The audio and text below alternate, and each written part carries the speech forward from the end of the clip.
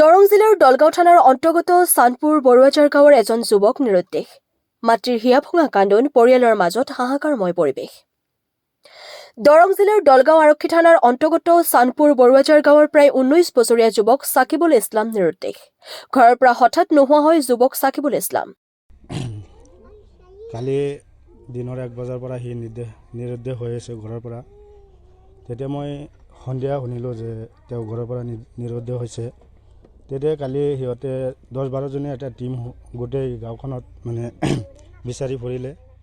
আচলতে ই ঘৰতে আছিল। কি নাম? সাকিবুল ইছলাম। কিমান বয়স হ'ব? বয়স আপোনাৰ 19 বছৰ হৈছে। হয়, কি হৈছিল? একো হোৱা নাই, ই ঘৰতে আছিল। হঠাৎ ই নাইকিয়া হৈ গ'ল। কালি 2টামান বজাৰ পৰা ই নাইকিয়া হৈ গ'ল। বহুত বিচাৰিলোঁ, আলহী ঘৰতো চালোঁ। আজি দিনলৈকে তেওঁৰ কোনো হেৰি পোৱা নাই। সংকুত্ৰ লোৱা নাই? নাই, পোৱা নাই। খবৰ লৈছিলে? চবতে খবৰ লৈছোঁ। চবতে খবৰ লৈছোঁ। জনামতে কালি দিনৰ 1 বজাৰ পৰা সি নিৰুদ্দেশ হৈ আছে ঘৰৰ পৰা।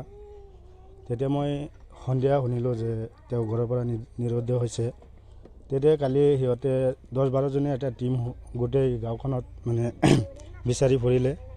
তেতিয়া মানে পোৱা নগ'ল। দীৰ্ঘদিনৰ মানসিকভাৱে দুৰ্বল হৈ আছিল যুৱকগৰাকী। ঘৰৰ পৰা হঠাৎ নাইকিয়া হ'ল সাকিবুল ইছলাম।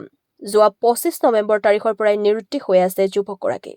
পুত্ৰ সাকিবুল ইছলাম নিৰুদ্দেশ হোৱাত মাতৃৰ হিয়া ভঙা কান্দোনত ভাগি পৰিছে। বহু বিচাৰিছে যদিও এতিয়ালৈকে সুফল নাপালে পৰিয়ালৰ লোকে।